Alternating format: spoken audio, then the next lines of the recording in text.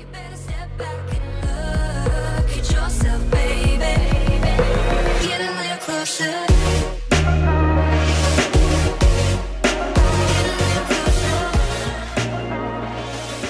What's going on, guys? It's Fear Turbo here, and today we're going to take a look at my Magicka Templar PvE build for the Morrowind patch. Yes, it's kind of early in the PTS, so some changes may be done with sustain, and definitely the CP, because the CP is kind of broken right now and not really fleshed out correctly. So the CP will not be in the video, but definitely look in the description. It'll be a link to my website, fearturbo.com. And all the updated information will be there when it's available. When the CP is fleshed out. If they make any changes to sustain, I will make changes and tweaks to the build. Everything will be updated at fearturbo.com. So with that being said, let's jump right into the gear. Like me and many others, we don't have Moondancer swords, and the Magicka Templar really needs 5-piece Moondancer. And so the way we're going to do this is we're going to use 3 jewelry, all spell damage, and 2-piece armor. We're going to use 5 Julianos because we can't, unless you want to farm Burning Spellweave swords sharpened and have a downtime when you switch bars. I'm just going to go with Julianos on that bit. So I'm going to go 3 armor and 2 swords. Because it's crafted, it's super easy to get. 1 sharpened, 1 precise. Now, if I could test the penetration CP right now with, the balance between my crit hit damage CP, LE expert, what actually Master at Arms is really affecting, and Stomature is probably going to stay the same, 75 points in there, etc. But if I can put more points in a pen and take points out of crit hit damage and Master at Arms, I might use 2 precise. I don't really know right now.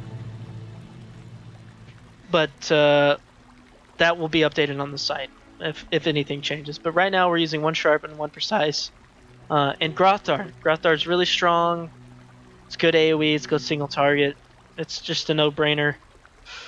For the skills, I have a shield front bar. The reason for this is because our abilities are channeled, and so our reaction time might be lower than normal if we're doing a normal rotation. We can't. It may be a little wonky, maybe you get a little lag. I like the shield being on the front bar. Now that's just personal preference, but that's what I really like. Reflective light, you cast it, it goes to 3 targets. It goes up to 3 targets. It's really good for, cleaving ads, hitting the boss does pretty good damage. Now the other morph is only single target, and per cast, burst reflective light wins as long as there's 2 targets. So this is pretty much always going to, bosses now, they have more than one target. It's not like A anymore, where it's just like only 1 guy. But so that's why I'll take reflective light. Also helps in AoE situations, obviously, which there's a lot of trash in most of the trials now. Radiant Oppression, Jesus Beam, OP as hell. You're gonna use this at 29%, keeping up your dots, and then depending how well the test goes this patch, but a rough idea would be 29% keeping up your dots. Once you hit 19, then keeping up front bar and trap. So basically keeping up reflective light, only wall of elements and trap, and then the beam all the way to 10. From 10 down, just reflective light and oppression, and then from like 5, just only repression. Only Jesus Beam.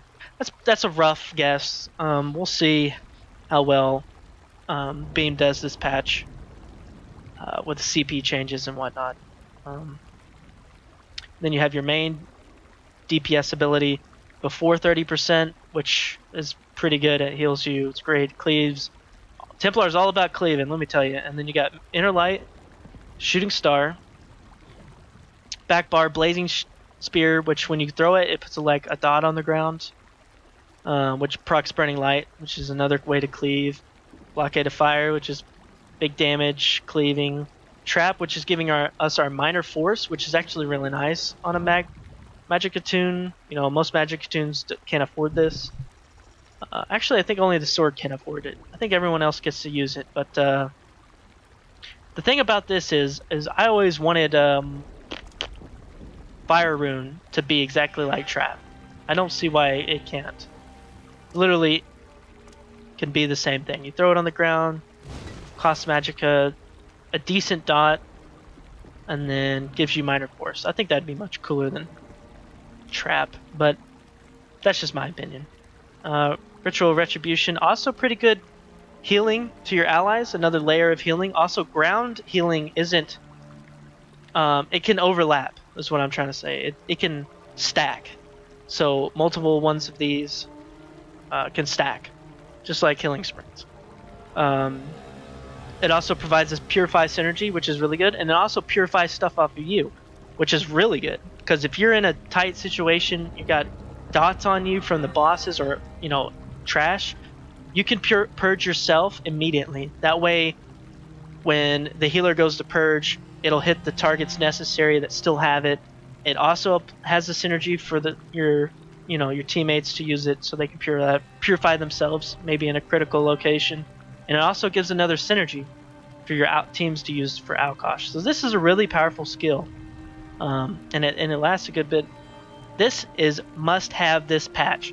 We know Sustain is bad, so we're going to use Channel Focus. Now, Channel Focus is a pretty strong skill.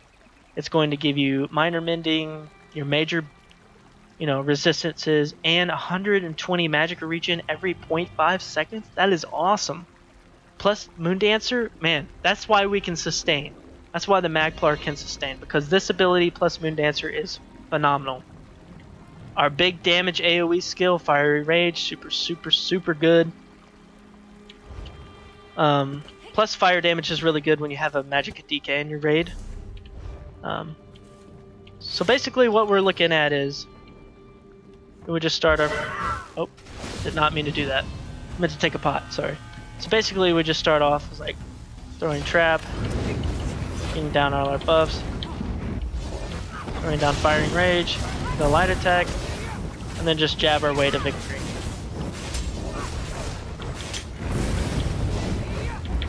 Oh, don't want to do two, just don't want to do one.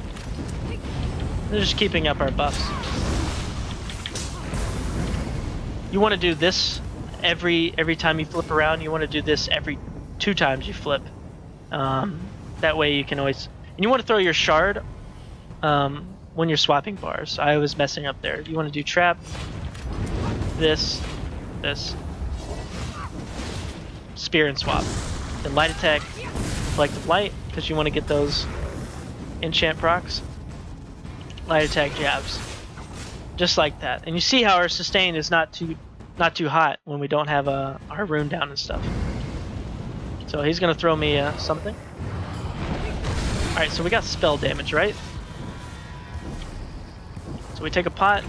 Spell damage is pretty high, and we have some pretty nice crit because of Giuliano's. But 3,500, that's pretty awesome. So 4,100 with the enchant proc. Now that's pretty solid. That's gonna boost beam up extremely high. Let's see if we can't get a regen proc. Alright, so we got a regen proc. Now we're at 1,529 Magicka regen. That is super solid. Put that our rune doesn't affect our tooltip. It's just always when we're in it, and if we leave for 8 seconds, it'll stay on us for at least 8 seconds, and it'll refresh if we go back over it. But basically, we have a lot of regen with the pot, Moondancer, and the rune. We have a whole bunch. See, when we don't have the proc, it's not too hot, but it's enough. The rune is keeping us up enough until we get a shard that'll give us some regen. Let's see if we get regen again. Nope, spell damage. Anyway, the shards that are coming in, the orbs that are coming in, will be enough to give us the ability to proc regen again. It'll keep flip-flopping unless you're just RNG god and you get spell damage all the way. You'll be in some tough spots, but pretty much it'll keep flip-flopping back from regen to spell damage, regen to spell damage. It'll be about a 50-50. It might be 55 to 45, whatever. But it'll be enough to sustain. I did the 6 mil test dummy. That was perfect. So this is a go for sure. And this is an easy way to get 5 Moon Dancer without having the RNG gods to give you the sharpened swords, which I really like. But if you do have the sharpened Moon Dancer swords, obviously you want 5 Burning Spell Weave and 5 Moon Dancer. It's just too powerful. You know, you get the extra spell damage, and you get the regen and the spell damage from Moon Dancer. But so guys, this is my easy to get. I mean, this gear is super easy to get. It does really good damage. And like I said, the CP will be on the website, etc. So if you have any questions, leave them down below. If I missed something, go ahead and ask. I'll answer anything that I can get to. Everyone have a good day. See you in the next video. Just like kings and queens, then you better step back and look at yourself, baby. Get a little closer.